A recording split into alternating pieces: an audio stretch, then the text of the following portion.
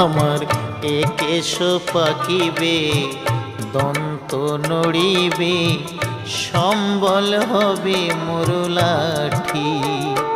তখন পুত্র পরিজন সকলে বলিবে, পুত্র পরিজন সকলে বলিবে, এ জঞ্জাল মরিলে বাঁচি মুনামার মানুষ হইয়া জন্ম লোভিয়া মানুষের করিলাম কি। আমি মানুষ হইয়া জন্ম লোভিয়া মানুষের করিলাম কি। আমি